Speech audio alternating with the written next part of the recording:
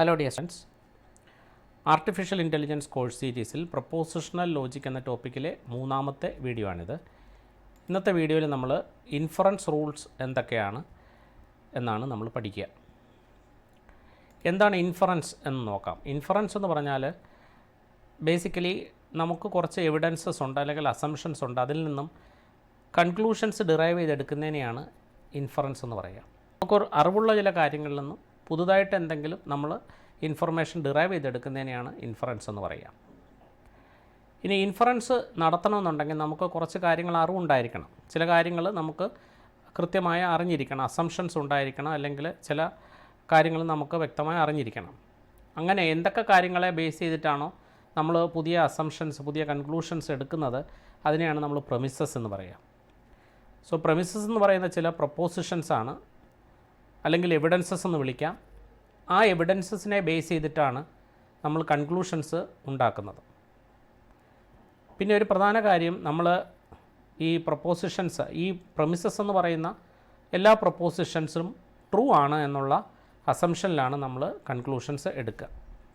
ഒന്നാമത് നമ്മൾ അറിഞ്ഞിരിക്കേണ്ടത് എല്ലാ പ്രമിസസും ട്രൂ ആയിരിക്കണം എന്നുള്ളതാണ്. ഇനി രണ്ടാമത്തെ കൺക്ലൂഷൻ എന്ന് പറയും. കൺക്ലൂഷൻ എന്ന് പറയുന്നത് ഒരു പ്രൊപ്പോസിഷൻ ആയിരിക്കും. അത് എന്തുകൊണ്ടാണ്, അതെങ്ങനെ വരുന്നു എന്ന് ചോദിച്ചാൽ, ഈ പ്രമിസസിനെ ബേസ് ചെയ്തിട്ട് പ്രമിസസിൽ നിന്നും നമ്മൾ ഡിറൈവ് ചെയ്തെടുക്കുന്ന ഒരു ഔട്ട്പുട്ടിനെയാണ് നമ്മൾ കൺക്ലൂഷൻ എന്ന് വിളിക്കുന്നത്. അപ്പോൾ ഇത് ഈ അസംഷൻസിൻ്റെ റിസൾട്ടാണെന്ന് നമുക്ക് പറയാൻ പറ്റും. മറ്റൊരു പ്രധാന കാര്യം, പ്രമിസസ് ട്രൂ ആണെങ്കിൽ കൺക്ലൂഷനും ട്രൂ ആയിരിക്കും. ഇതാണൊരു പ്രധാനപ്പെട്ട ഈ ഇൻഫറൻസ് മെക്കാനിസത്തിൻ്റെ ഒരു പ്രധാനപ്പെട്ട ആശയം. പ്രമിസസ് ട്രൂ ആണെങ്കിൽ കൺക്ലൂഷൻ ട്രൂ ആയിരിക്കും. ഇനി ഇൻഫറൻസ് റൂൾസ് എന്ന് പറയുന്നത് ചില ടെംപ്ലേറ്റ്സ് ആണ്. നമുക്ക് കൺക്ലൂഷൻസ് ഡിറൈവ് ചെയ്യാൻ നമ്മളെ സഹായിക്കുന്ന ചില ടെംപ്ലേറ്റ്സിനെയാണ് നമ്മൾ ഇൻഫറൻസ് റൂൾസ് എന്ന് വിളിക്കുക. നമുക്ക് ഏതൊക്കെയാണ് ഇൻഫറൻസ് റൂൾസ് എന്ന് നോക്കാം. അതിലാദ്യത്തെ ഇൻഫറൻസ് റൂൾസ് മോഡസ് പോണൻസ് എന്ന് വിളിക്കും. ലാറ്റിൻ വേർഡാണ്. ഇതിൻ്റെ ആശയം ഇതാണ്: if A is true then B is true. ഇങ്ങനെ ഒരു പ്രമിസ് ഉണ്ട് എന്ന് വിചാരിക്കുക. ഒന്ന് ശരിയാണെങ്കിൽ ഒന്ന് നടക്കുന്നുണ്ടെങ്കിൽ മറ്റൊന്നുണ്ട്. രണ്ടാമത്തെ observation A is true, A true ആണ്. അങ്ങനെയാണെങ്കിൽ നമുക്ക് കൺക്ലൂഷൻ എടുക്കാവുന്നത് ബി ഈസ് ഓൾസോ ട്രൂ. ഉദാഹരണമായിട്ട്, Joe is a father implies Joe has a child. Joe എന്ന് പറയുന്ന വ്യക്തി ഒരു ഫാദർ ആണെങ്കിൽ അതിന് അർത്ഥം ജോയ്ക്കൊരു കുട്ടിയുണ്ട് എന്നാണ്. രണ്ടാമത്തെ observation Joe is a father. അതിൽ നിന്ന് നമുക്ക് conclusion Joe has a child. നമുക്ക് കൺക്ലൂഡ് ചെയ്യാവുന്നത് ജോ ഹാസ് എ ചൈൽഡ്. അപ്പോൾ ഇവിടെ അർത്ഥം ഇതാണ്: പി ഇംപ്ലൈസ് ക്യൂ. പി ആണ് ജോ ഈസ് എ ഫാദർ എന്നുള്ളത്, ജോ ഹാസ് എ ചൈൽഡ് എന്നുള്ളത് ക്യൂ ആണെങ്കിൽ, P implies Q and P ഉണ്ടെങ്കിൽ then we can conclude Q. അപ്പോൾ ഈ രണ്ട് പ്രമിസസ് ട്രൂ ആണെങ്കിൽ, ഈ premise P implies Q true ആയിരിക്കണം, ജോ ഈസ് എ ഫാദർ എന്നുള്ളത് ട്രൂ ആണെങ്കിൽ ജോ ഹാസ് എ ചൈൽഡും ട്രൂ ആയിരിക്കും. സോ ഇതൊരു കൺക്ലൂഷനാണ്. ഈ കൺക്ലൂഷനും ട്രൂ ആയിരിക്കും. ഈ രീതിയിൽ നമുക്ക് രണ്ട് പ്രമിസസിൽ നിന്നും ഒരു കൺക്ലൂഷൻ എത്തുന്നതിനെയാണ് നമ്മൾ മോഡസ് പോണൻസ് എന്ന് വിളിക്കുക. ഇതിൻ്റെ ഒരു ബാക്ക്ഗ്രൗണ്ട് എന്താണെന്ന് നോക്കാം. എന്തുകൊണ്ടാണിത് ട്രൂ ആകുന്നതെന്ന് നോക്കാം. ഇവിടെ രണ്ട് പ്രമിസസ് ആണുള്ളത്. പി ഇംപ്ലൈസ് ക്യൂ ഉണ്ട്, പിയും ഉണ്ട്. P implies Q and P. ഇതിനെ മുകളിലും താഴെയുമായിട്ട് എഴുതാം. അതിനുശേഷം ഒരു വരയ്ക്ക് ശേഷം നമുക്ക് കൺക്ലൂഷൻ എഴുതാം. ഈ രീതിയിൽ നമ്മൾ ചെയ്യാറുണ്ട്. അപ്പോൾ ഒന്നാമത്തെ പ്രമിസ് എന്ന് പറയുന്ന പി ഇംപ്ലൈസ് ക്യൂ ആണ്. രണ്ടാമത്തെ പ്രമിസ് പി ആണ്. ഈ രണ്ട് പ്രമിസുകളും ട്രൂ ആണ് എന്ന് അസ്യൂം ചെയ്യാം. ഇത് ട്രൂ ആണ്, ഇത് ട്രൂ ആണ്. പി ട്രൂ ആണ് എന്നിരിക്കട്ടെ, അത് നമുക്ക് പ്രമിസമാണ്, അതിനകത്ത് വേറെ ഒന്നും കണക്ഷനൊന്നും ഇല്ലാത്തതുകൊണ്ട് അത് ട്രൂ തന്നെയാണ്. ഇനി ഇത് പി ഇംപ്ലൈസ് ക്യൂ ട്രൂ ആകണമെങ്കിൽ, പി ട്രൂ ആയിരിക്കുന്ന സിറ്റുവേഷനിൽ പി ഇംപ്ലൈസ് ക്യൂ ആകുന്നത് എപ്പോഴൊക്കെയാണെന്ന് നോക്കാം. പി ട്രൂ ആയിരിക്കും, പി ഓൾറെഡി ട്രൂ ആണെന്ന് പറഞ്ഞിട്ടുണ്ട്. പി ട്രൂ ആയിരിക്കുമ്പോൾ പി ഇംപ്ലൈസ് ക്യൂ ട്രൂ ആകുന്നത് ഈ സിറ്റുവേഷനിൽ മാത്രമേ ഉള്ളൂ, ഒന്നിൽ മാത്രമേ ഉള്ളൂ. ഇതിൽ ട്രൂ ആണ്, പി ട്രൂ ആണ്. ക്യൂ ട്രൂ ആണെങ്കിൽ മാത്രമേ ഇഫ് ദെൻ റൂള് ട്രൂ ആവുള്ളൂ. പിന്നെ ട്രൂ ആകുന്നത് പി ഫോൾസ് ആയിരിക്കുമ്പോൾ മാത്രമേ ഉള്ളൂ. ഇപ്പോൾ ഓൾറെഡി നമ്മൾ പി ട്രൂ എന്ന് എടുത്തിരിക്കേണ്ടത്. രണ്ടാമത്തെ പ്രമിസ് പി ആണ്, പി മാത്രമാണ്, അതിൽ ട്രൂ ആണ്. അപ്പോൾ P ഇംപ്ലൈസ് Q ട്രൂ ആകണമെങ്കിൽ P ട്രൂ ആയിരിക്കുകയും Q ട്രൂ ആയിരിക്കും ചെയ്യുമ്പോൾ മാത്രമേ P ഇംപ്ലൈസ് Q ട്രൂ ആവുള്ളൂ. അപ്പോൾ Q ട്രൂ ആയിരിക്കണം. Q ട്രൂ ആണെങ്കിൽ നമുക്ക് കൺക്ലൂഷനും ട്രൂ ആയിരിക്കണം. നമ്മുടെ കൺക്ലൂഷൻ Q ആണ്, Q ട്രൂ ആയിരിക്കണം. അപ്പോൾ Q ഷുവറായിട്ട് ട്രൂ ആയിരിക്കണം എന്നുള്ളതാണ് നമുക്ക് ഈ ഒരു ആശയത്തിൽ നമുക്ക് മനസ്സിലാകുന്നത്. അപ്പോൾ ഇതിനെ നമുക്ക് എങ്ങനെ എക്സ്പ്രസ് ചെയ്യാമെന്ന് വെച്ചാൽ രണ്ട് കാര്യങ്ങളാണ് ഇവിടെ ഉള്ളത്. P and P implies Q infer Q. That means if P and P implies Q then Q. അപ്പോൾ മോഡസ് പോണൻസിനെ ഈ രീതിയിൽ നമുക്ക് റെപ്രസെൻറ്റ് ചെയ്യാനായിട്ട് സാധിക്കും. P and P implies Q implies Q. രണ്ടാമത്തതായിട്ട് നമ്മൾ പഠിക്കുന്നത് മോഡസ് ടോളൻസ് ആണ്. മോഡസ് ടോളൻസിൻ്റെ പ്രത്യേകത അല്ലെങ്കിൽ രീതി എന്താണെന്ന് വെച്ചാൽ if A is true then B is true. ഇവിടെ രണ്ടാമത്തെ observation B is false, B is false. അങ്ങനെയാണെങ്കിൽ എയും ഫോൾസ് ആയിരിക്കണം എന്നുള്ളതാണ്. അതിനൊരു example, if it rains then the roads are wet. മഴ പെയ്തിട്ടുണ്ടെങ്കിൽ റോഡ് നനയാം. രണ്ടാമത്തെ ഒബ്സർവേഷൻ എന്താണ്? റോഡ് നനഞ്ഞിട്ടില്ല. റോഡ് നനഞ്ഞിട്ടില്ലെങ്കിൽ മഴ പെയ്തിട്ടില്ല. It didn't rain. അപ്പോൾ നമുക്കിവിടെ ഇങ്ങനെ പറയാം, P implies Q. If it rains then roads are wet. P എന്ന് പറയുന്നത് ഇറ്റ് റെയിൻസ് ആയിട്ടും റോഡ്സ് ആർ വെറ്റ് എന്നുള്ളത് Q ആയിട്ട് എടുത്താൽ P ഇംപ്ലൈസ് Q ഒരു പ്രമിസാണ്. രണ്ടാമത്തെ പ്രമിസ് എന്ന് പറയുന്നത്, രണ്ടാമത്തെ ഒബ്സർവേഷൻ എന്ന് പറയുന്നത് roads are wet, roads are not wet എന്നാണ്. Roads are not wet. Roads are not wet എന്നുള്ളത് Q എന്നുള്ളത് കൊണ്ട് നെഗേഷൻ ഓഫ് Q കൊടുക്കാം.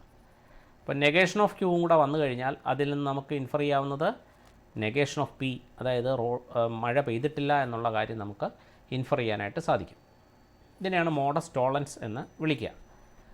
മോഡസ് ടോളൻസും നമുക്ക് നേരത്തെ പറഞ്ഞതുപോലെ തന്നെ ഈ സ്റ്റേറ്റ്മെൻറ്റിൻ്റെ ട്രൂത്ത് സ്റ്റേറ്റ് നമുക്ക് നോക്കാം. ഇവിടെ രണ്ട് പ്രമിസസ് ആണുള്ളത്. P ഇംപ്ലൈസ് Q ഉണ്ട്, നെഗേഷൻ ഓഫ് Q ഉണ്ട്. അപ്പോൾ ഇവിടെ നമുക്ക് പ്രമിസസ് എല്ലാം ട്രൂ ആണെന്നുള്ള അസംഷനാണ്. അപ്പോൾ നെഗേഷൻ ഓഫ് Q ട്രൂ ആയിരിക്കണം, P ഇംപ്ലൈസ് Q ട്രൂ ആയിരിക്കണം. ഇതിൽ നമുക്ക് ആദ്യം നെഗേഷൻ ഓഫ് Q ട്രൂ ആണെങ്കിൽ, നെഗേഷൻ ഓഫ് Q ട്രൂ ആണെങ്കിൽ അതിൻ്റെ അർത്ഥം Q ഫോൾസ് ആണെന്നുള്ളതാണ്.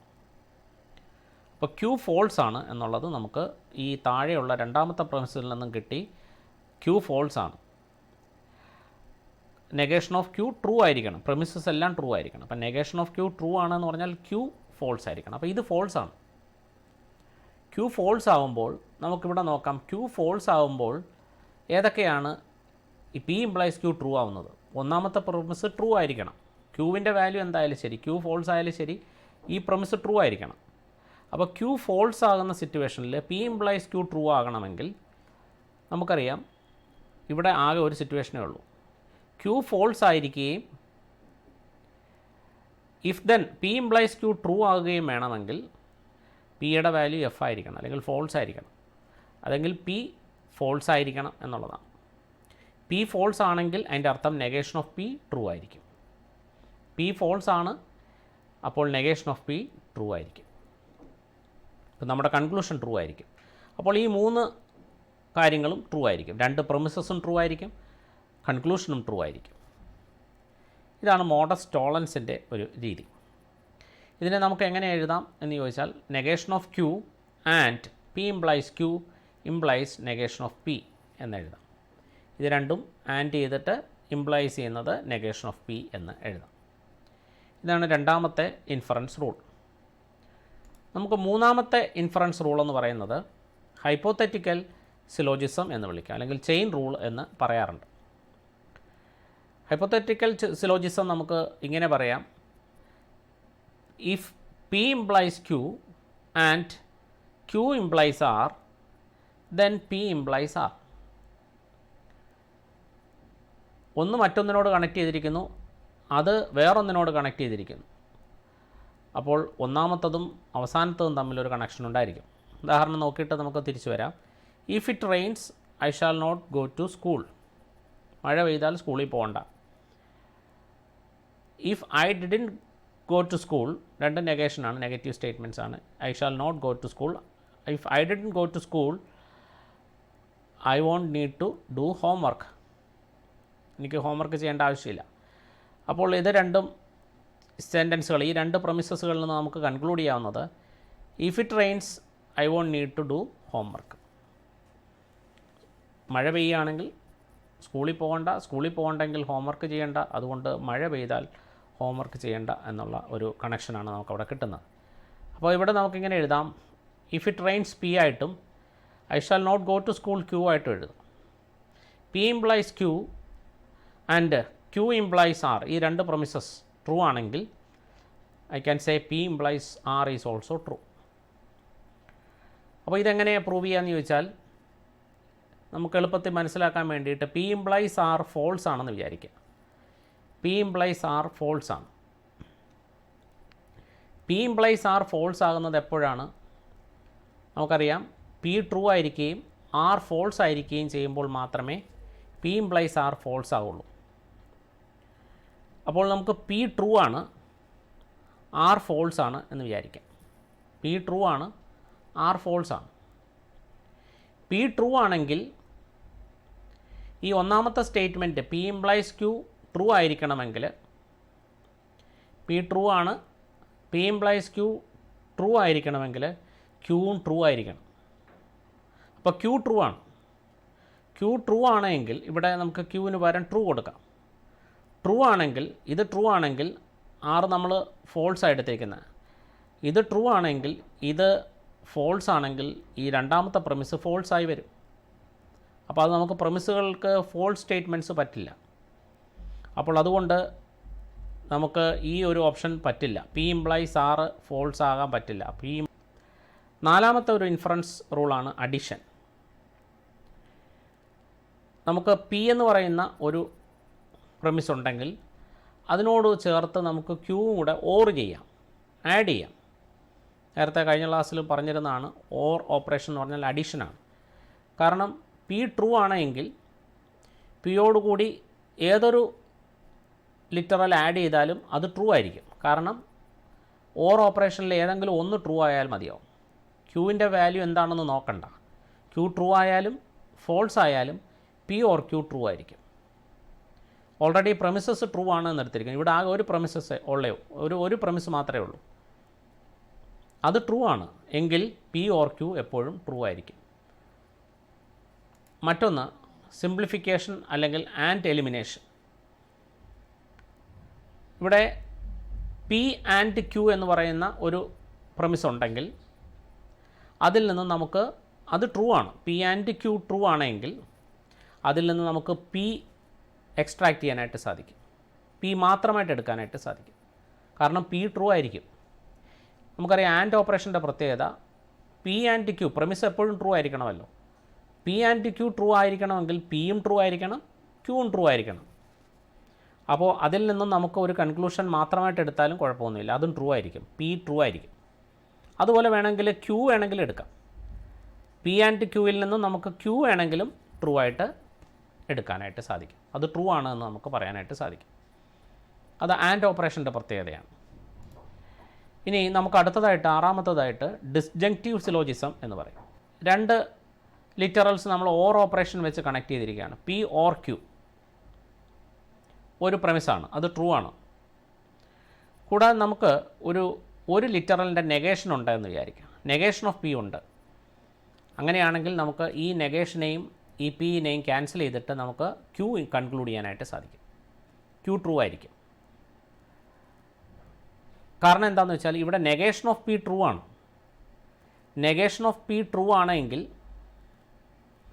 ഈ പി ഫോൾസ് ആയിരിക്കും. പി ഫോൾസ് ആണ് എങ്കിൽ ക്യൂ ട്രൂ ആയെങ്കിൽ മാത്രമേ പി ഓർ ക്യൂ ട്രൂ ആവുള്ളൂ. First premise P or Q ആണ്.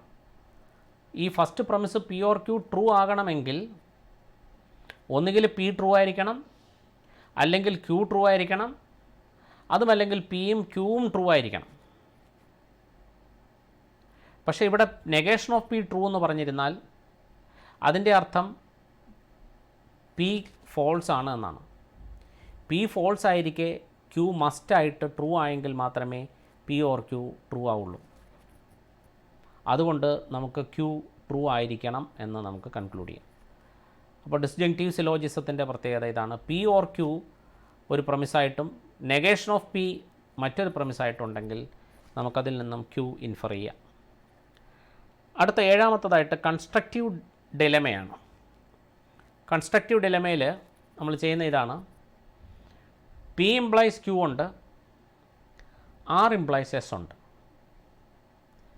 ഇവിടെ നമുക്ക് പി ഓർ ആർ ആണ് സിറ്റുവേഷൻ എങ്കിൽ അതിൽ നിന്നും ക്യൂ ഓർ എസ് നമുക്ക് കൺക്ലൂഡ് ചെയ്യാം. പി ഇംപ്ലൈസ് ക്യൂ ഉണ്ട്, ആർ ഇംപ്ലൈസ് എസ് ഉണ്ട്. രണ്ട് ഡിഫറെൻറ്റ് ഇഫ് ദെൻ റൂൾസ് ആണ്. പി ഓർ ആർ എന്ന് പറയുന്നൊരു സാഹചര്യം ഉണ്ടെങ്കിൽ ക്യൂ ഓർ എസ് നമുക്ക് കൺക്ലൂഡ് ചെയ്യാം. ദെൻ വാല്യൂസ് നമുക്ക് ഓർ ചെയ്തെടുക്കാം. ഇതിനാണ് നമ്മൾ കൺസ്ട്രക്റ്റീവ് ഡിലെമ എന്ന് പറയുക. അടുത്ത എട്ടാമത്തതായിട്ട് ഡിസ്ട്രക്റ്റീവ് ഡിലെമ. ഡിസ്ട്രക്റ്റീവ് ഡിലെമയിൽ ഇതാണ്. പി ഇംപ്ലൈസ് ക്യൂ എന്ന് പറയുന്നൊരു പ്രൊമിസ് ഉണ്ട്, അത് ട്രൂ ആണ്. ആർ ഇംപ്ലൈസ് ട്രൂ എന്ന് പറയുന്നൊരു പ്രൊമിസ് ഉണ്ട്, അതും ട്രൂ ആണ്. പക്ഷേ negation of Q or negation of S, negation of Q or negation of S ഉണ്ടെങ്കിൽ അതിൽ നിന്നും negation of P or negation of R conclude ചെയ്യാം. ഇതിനെയാണ് നമുക്ക് ഡിസ്ട്രക്റ്റീവ് ഡിലെമ എന്ന് പറയുക. അടുത്തതായിട്ട് ട്രാൻസ്പോർട്ടേഷൻ.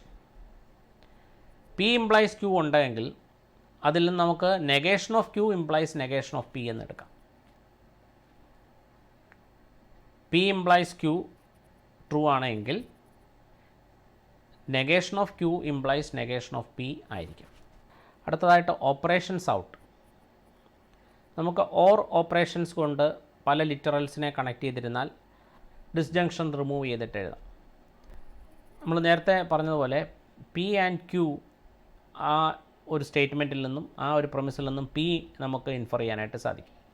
അതുപോലെ തന്നെ പി ആൻഡ് ക്യൂവിൽ നിന്ന് ക്യൂ വേണമെങ്കിൽ നമുക്ക് ഇൻഫർ ചെയ്യാം. അങ്ങനെ